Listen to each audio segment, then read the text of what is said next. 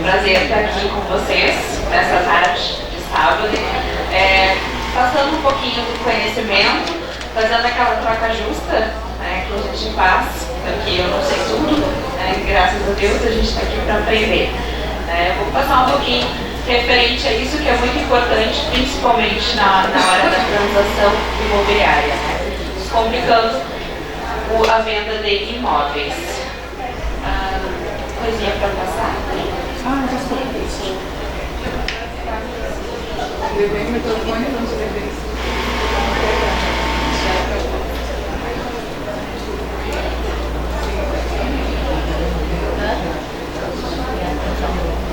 Bom, aqui já foi passado, né? As informações aqui realmente. Sou tabelionato do Instituto do Nono Tabelionato. Para quem não conhece, o Nono Tabelionato, ele fica ali na Oswaldo Aranha 1022, no bairro Bonfim, bem em frente ao Parquinho da Redenção.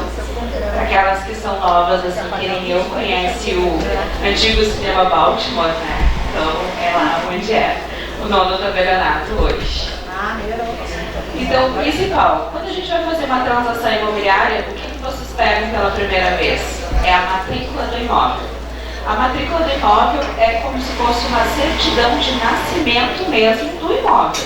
Ali eu vou ter todas as informações.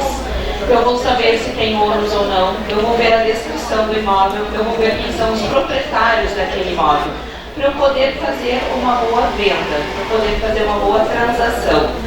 Para eu ter essa informação, é exatamente quando a gente fala, né? O seu João te parou lá e disse assim, eu quero vender minha casa. A gente vai lá e, opa, vai dar bom, vou lá vender a casa. Aí quando eu pego a matrícula, eu descubro que a casa não está averbada. E aí tu olha assim, e agora? O que fazer? Né? Então a matrícula é o que vai te dar um norte para onde que tu vai, o que tu tem que fazer e como tem que ser feito. Então, só um pouquinho da legislação mesmo. A matrícula é um registro individual específico de cada imóvel no cartório de registro de imóveis. Ele está no artigo 176, o livro número 12 da Lei 6.015. Registro geral será destinado à matrícula dos imóveis e ao registro ou averbação dos atos relacionados, né? Então, aqui, onde ele está. Exemplos que a gente usa com a matrícula. Na compra e venda, antes de comprar um imóvel, o comprador verifica a matrícula para confirmar a sua titularidade e a ausência de ônus. Financiamento imobiliário, bancos e instituições financeiras exigem matrícula do imóvel para conceder um financiamento e a garantia do bem. E a regularização de imóveis. Proprietários utilizam a matrícula para regularizar as construções ou averbações, né? Que nem a gente acabou de falar. Matrícula do imóvel é essa aí. Registro de ônus é onde se registra na matrícula o registro de ônus que não envolve diretamente a propriedade do imóvel, mas como servidões, usufrutos e outros, averbações de fatos que alteram ou complementam as informações deste imóvel, como demolições, modificações na área das pactos, né? E mais outros registros diversos, registros de documentos como contratos de locação, também é feito na matrícula. Mas o que é ônus? Como é que eu posso ver e identificar um ônus na matrícula? Como é que eu sei?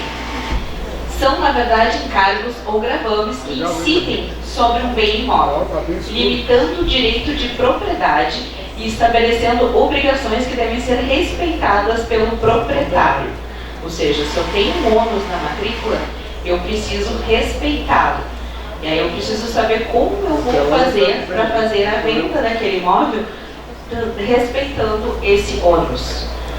Esse ônus pode afetar o valor e a comercialização do imóvel. De fato, ele pode afetar exatamente isso. E são registrados na matrícula do bem para garantir a sua publicidade e transparência. Exemplos de ônus. Uma hipoteca. A hipoteca é um proprietário, ele realmente utiliza seu imóvel como garantia, às vezes, para obter um financiamento. Então, é um direito real de garantia, onde o imóvel é oferecido como garantia e pagamento de uma dívida. Uma penhora é uma restrição judicial que incide sobre o imóvel. Então, essa restrição, a penhora, impede a venda ou a transferência do imóvel até que a dívida seja paga, em tese, tá? Ela barra. O imóvel é penhorado para garantir realmente o pagamento da dívida. O usufruto. O usufruto, ele é um direito real que permite ao usufrutuário utilizar e usufruir deste bem. Pais geralmente transferem esses imóveis para garantir a transferência. Isso, ele reserva o usufruto para si e doa a nua propriedade para os filhos não dilapidarem esse imóvel, então ele fica com o usufruto. E também ele fica ali para poder ter aonde morar, que eles geralmente falam até. Passagem de servidão, isso também é um ônus, é uma servidão, é um direito real que permite o uso limitado de um imóvel alheio para uma finalidade específica. Se eu tenho um terreno que ele é encravado, o que é encravado? Eu não tenho a passagem dela para a via pública. Eu preciso passar pelo terreno do meu vizinho para eu poder sair. Aí o vizinho ele deixa de passar. Não, pode passar, pode passar. Só que se eu não tenho isso na matrícula, eu estou correndo risco do vizinho de uma hora para outra dizer assim, não, eu não quero mais que tu passe no meu terreno. Aí vai lá para o processo judicial. Isso é a passagem de servidão. Isso vai para a matrícula. Porque daí eu tenho a garantia que ele não vai fechar. O que ocorre? Vai estar gravado lá na tua matrícula, na matrícula do vizinho, o dono do imóvel, que ele tem uma passagem de servidão. Digamos que o terreno tenha lá 15 de frente por 30 da frente aos fundos. Eu pego uma partezinha dele, pego 1 metro, só passagem mesmo de pedestres. Vai constar lá na matrícula uma averbação dizendo que existe uma passagem de servidão de 1 metro de frente por 30 da frente aos fundos. O que ocorre? Isso aqui, ele diminui o terreno do vizinho. Se o vizinho lá na matrícula ele tem 300 metros quadrados, ele não pode mexer em 30 metros quadrados. Então, ele limita isso aí. Mas pelo menos o vizinho de trás, ele tem essa garantia.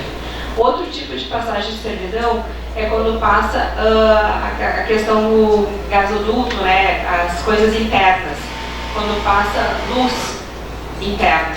Isso também, as companhias elétricas também podem pegar, também podem fazer isso e vai estar na matrícula, dizendo que naquela partezinha daí tu não pode cavar. Tu vai ter os 30 metros. É lei e é obrigação dele dar a passagem, porque não posso ter um campo e um terreno sem passagem, sem entrada. Sim, é lei. Por quê? Porque ele não pode, a gente não pode ter o direito de ele vir trancado. Tá? O que ele pode? É justificar, a metragem. Entendeu?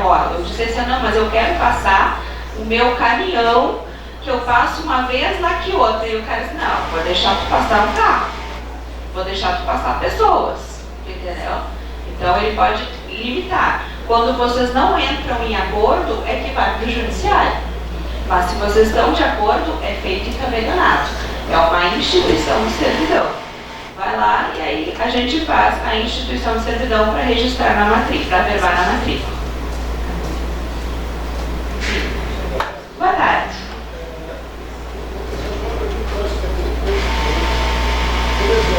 A matrícula, ela é única e soberana para me garantir a venda do imóvel? Sim, na maioria das vezes ela é. Na verdade, assim, ela é o único registro, sim, daquele imóvel. O que ela pode alterar? Quando ela é uma transcrição, que antes da matrícula, ela era uma transcrição.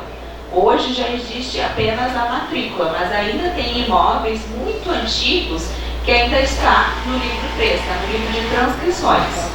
Tá? E aí depois vira uma matrícula. Ela só vai mudar este número se ela mudar de zona do registro de imóveis. Senão ela vai permanecer aquela matrícula desde o início que foi criado aquele imóvel até o final. Porque às vezes pode ter um processo judicial que ainda não foi gravado na matrícula, e se nos deixa defender o imóvel, e depois entrar o gravando. Eu quero saber se a matrícula já garante a segurança do comprador, mesmo depois do processo judicial. Em 2015 foi criada a lei do princípio da concentração. Aí esse princípio da concentração é que agora os credores eles são obrigados a ir atrás dos imóveis e fazer uma anotação na matrícula. Então, assim, mesmo que o credor não tenha feito isso, tu ainda tem o vínculo do terceiro de boa fé, né? Então eu tenho uma matrícula atualizada, tá na data, tá prevista, mas eu não tenho nada ali. Se entrou depois de uma escritura pública ou de um registro, tu ainda tem como te defender desta parte, porque ele deveria ter vindo atrás. Outra coisa também é a questão da CENIB, que é a Central Nacional de Indisponibilidade de Bens. A CENIB, ela é atualizada a cada 2 horas. Então, sempre que assim, lá no tabelionato, antes de eu lavrar uma escritura, eu tenho que fazer a verificação da CENIB de todas as partes e mencionar no ato que no dia tal não tinha ônus nenhum, não tinha nenhuma indisponibilidade para aquelas partes.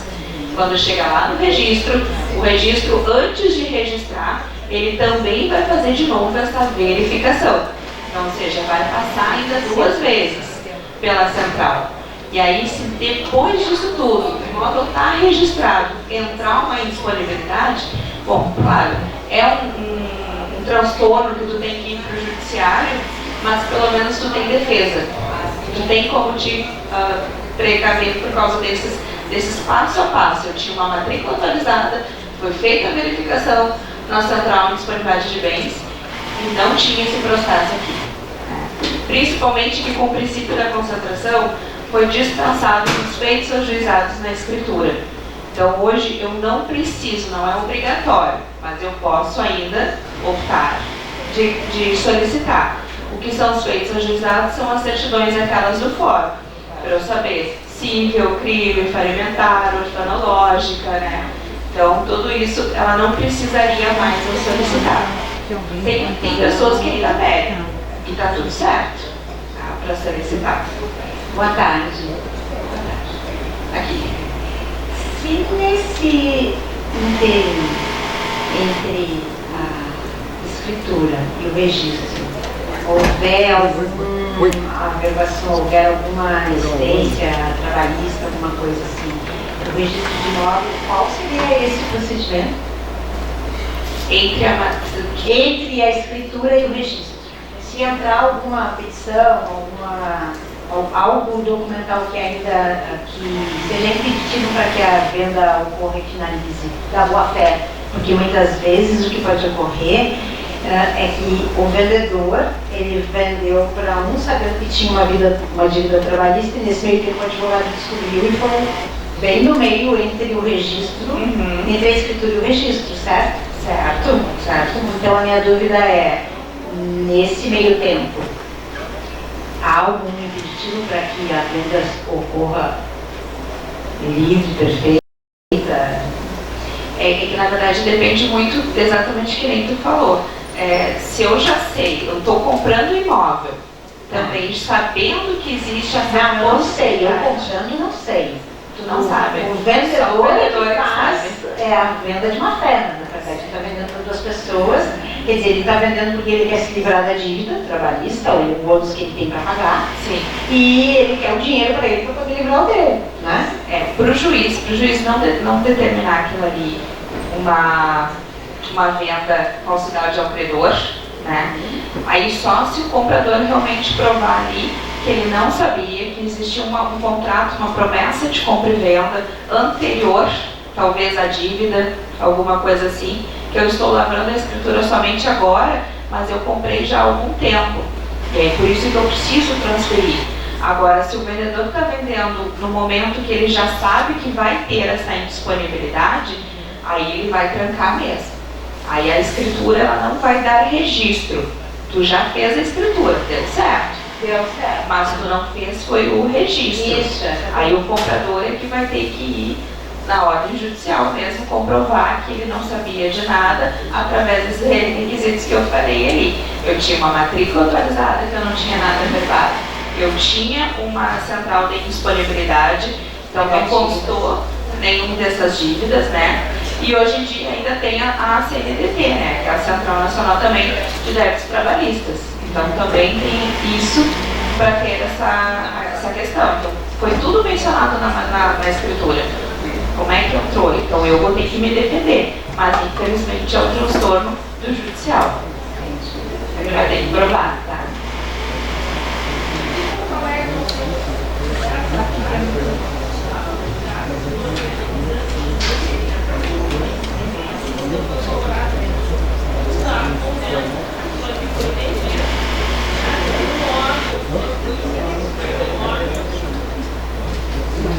Foi descrito que tinha um imóvel, como várias matrículas, não fala nem a área, só diz um imóvel e escreve o tipo de imóvel.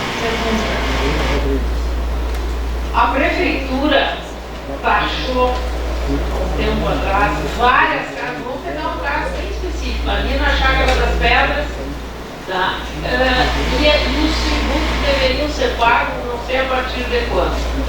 Quem é que paga esse tributo depois de 5 anos que esse imóvel foi vendido para outro e aí a prefeitura comprou? Aí tu vai ter que cobrar na justiça mesmo, porque na verdade tu vai ter que ver. Se eu comprei o imóvel agora e eu não fiz essa verificação aí, ou fiz e Não existia. o do ano estava pago. Aí eles simplesmente disseram, olha, de 5 anos para trás agora tu tem que pagar uma diferença. Não existia isso. Vamos lá, de 2000 a 2021 não tinha pagamento de IPTU e agora ela está cobrando, né? E eu não era dona do imóvel ainda. Eu entendo que essa dívida é do antigo proprietário. Mas daí, se eu não pagar, eu que perco esse imóvel. Então, e aí como é que eu vou fazer? O que eu posso fazer? Eu vou ter que negociar. Eu sugeria, né, fazer isso. Era essa a minha dúvida. Continua recaindo sobre o imóvel. Continua, com certeza. O ônus, ele vai ir atrás do imóvel. Aqui, ó, na prefeitura de Porto Alegre, existe um setor chamado DARA. Tu podes administrativamente entrar com processo, né, no caso desse proprietário, com a matrícula, enfim, com a compra, até da escritura, para justificar que tu antes não era proprietário. Aí eles fazem uma avaliação, né? É uma alternativa, administrativamente. O administrativamente é quando realmente eu consigo provar essa titularidade, tá? Essa transmissão. Realmente eu comprei o imóvel aqui, fiz a escritura em 2025, estou comprando o imóvel de 2025, como é que quer me cobrar o IPTU de 2019? Mas também a prefeitura, ela tem o direito de cobrar impostos retroativos, mesmo que seja o atual proprietário, tá? Então é exatamente isso, eu tenho que provar para a prefeitura que não era o dono naquela época. Mas tem as datas, inclusive, ela afirmou no registro de imóveis. Entende? E aí daqui a pouco aparece um déficit do tempo que ela nem na frente do imóvel passou. A primeira coisa é ir na prefeitura realmente. O processo é o DART. Exatamente. É um recurso que tu vai entrar a nível de administrativamente na prefeitura com o processo, justificando com a documentação. Na pior, vamos lá, na pior das hipóteses, eu vou negociar com a prefeitura, porque eu não quero que o meu imóvel seja prejudicado, né? Eu que não estou correndo risco. Na pior das hipóteses, eu fazer um processo, negociar o débito e entrar com uma reclamatória no civil contra esse antigo proprietário. Dizer que esse débito, e aí tu pega até juros, né? Pega correções. Gurias, vamos deixar para fazer as perguntas ao final, porque as palestras têm tempo, senão não vai dar tempo da Vanessa nos apresentar sobre o trabalho dela. Vamos lá, então. Vou continuar aqui, né? Depois, então, a gente esclarece as dúvidas. Como falei, no ônus também tem a alienação fiduciária, que é um contrato onde o devedor transmite ao credor a propriedade resolúvel do bem imóvel como garantia de uma dívida, né? Exemplo disso é quando tu faz realmente um financiamento num agente do credor, né? Num banco. Regime de afetação. Regime de afetação é uma medida que visa proteger os adquirentes de unidades autônomas de um empreendimento imobiliário, separando o patrimônio do empreendimento do patrimônio da incorporadora, conforme a Lei 6.015. Isso é um empreendimento imobiliário com patrimônio de afetação registrado, garantindo que os recursos sejam utilizados. Exemplos na prática, realmente é o regime de afetação que é considerado um ônus conforme a Lei 6.015 de 73. Mas o que fazer quando tiver um ônus na matrícula? E agora? Quando tu pega a matrícula, tu tá em negociação, tu tem um bom cliente ali para vender o imóvel dele, tu pede a matrícula dele, tu vai lá e tem um ônus. Como é que eu vou fazer? Vai dar muito trabalho. Não faço a venda, tem que pensar, né? Largo de mão? Não. Calma. Respire fundo. Com a matrícula do imóvel em mãos, vá até um tabelionato de sua confiança ou o mais próximo e peça uma orientação. E adivinhe só, ele é gratuito. É o nosso dever explicar para vocês, é o nosso dever ajudar vocês qual o melhor caminho a ser tomado. O que vocês podem fazer? Se isso vai dar venda ou não. O que acontece, o que pode ser feito. E vamos explorar juntos o que pode ser feito em diferentes situações. Uma delas é a hipoteca. Quando eu pego o imóvel hipotecado, a primeira coisa que eu tenho que ver é que tipo de hipoteca que é. Se eu tenho uma hipoteca aqui, como é que foi feita? Há quanto tempo? Como é que está sendo paga? Isso tudo o teu cliente é que vai te dizer. E aí tu vai ver na matrícula também. E uma das opções para vender este imóvel com esta hipoteca é informar ao credor sobre a venda e obter o consentimento dele, e permanece. Quitar a dívida, que isso é óbvio, dependendo do valor da dívida ali, é muito mais fácil eu fazer uma promessa de compra e venda, um contrato muito bem feito, que eu posso amarrar isso. Eu dou uma entrada já para quitar essa dívida e dou um prazo para o credor fazer a baixa. E aí eu faço a escritura definitiva. Eu dou ali uns 30, 60 dias, dependendo quem é este credor e se eu tenho acesso a ele. Às vezes, muitas vezes, as pessoas já quitaram a dívida e elas nunca foram lá no credor para pegar essa baixa. É só isso que está faltando. Substituir a garantia. Se a pessoa tem outro imóvel, então ela pode sim fazer uma substituição dessa hipoteca para poder liberar esse que ele tem interesse de vender, e aí ele venda mais rápido. Quanto a isso, transferir a dívida. O comprador transfere a dívida, o comprador está ciente, quero comprar esse imóvel, é esse aqui, é a casa dos meus sonhos, e eu vou seguir pagando essa hipoteca. Baixo o valor da venda, faço uma negociação ali entre as partes, e eu vou pagar essa dívida, então substitui a hipoteca. Hipoteca com mais de 30 anos. Essa é a mais comum que aparece. Essa já está na matrícula, o cliente já quitou, mas é que nem a gente falou, ele nunca foi lá buscar essa baixa. Às vezes até o credor já faliu, o credor já nem está mais aqui. Né? Então, como está na lei que a hipoteca é por 30 anos, a primeira coisa é ver qual é a data que foi feita essa hipoteca. Porque se for uma hipoteca mais de 30 anos, ela pode ser baixada administrativamente mesmo. É só a parte requerer, baseando na sentença normativa da Vara dos Registros Públicos. Ela pode baixar isso. Então é bem tranquilo quanto a uma hipoteca. Não se assustem.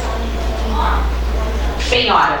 Quando tem um imóvel penhorado, também. Quando é possível vender imóvel penhorado? Em regra, é permitido vender imóvel penhorado, exceto se o credor for união ou autarquias ou fundações públicas, tá? Então, se for penhora, eu posso substituir a penhora, e a penhora eu não preciso substituir por um imóvel. Eu posso substituir por joias, carros, eu posso substituir por outros bens que são aceitos também na penhora. Venda com a penhora mantida, eu também posso fazer a venda com a penhora mantida. A única coisa é que eu não posso financiar, porque o credor, os bancos, eles não aceitam o imóvel com ônus. Então, se eu estou fazendo uma venda de particulares, que é um pagamento à vista, eu posso sim vender o imóvel penhorado. Se a parte quiser, está apta com isso, sabe que a dívida ele vai quitar com a compra com a venda deste imóvel, com o valor que tem, não tem problema nenhum. Alienação fiduciária. Quando é possível vender um imóvel alienado? A venda de um imóvel em alienação é possível, mas depende de alguns requisitos. Tá? Uma alienação fiduciária é o ônus mais fácil que tem para fazer a transferência. Veja as situações que isso pode acontecer. Com termo de quitação assinado pelo credor, isso é comum, eu quitei já a minha dívida, já está tudo certo, só buscar lá no banco, está aqui abaixo da alienação fiduciária, eu vou no cartório, faço a escritura pública, vai constar na escritura o ônus, mas quando eu levar para o registro já vou levar essa baixa e aí o imóvel vai ficar sem esse ônus. Tá? Com o boleto pago e a quitação do financiamento, ou seja, eu faço a venda, faço tudo certinho, programo com eles, ó, nós vamos assinar hoje.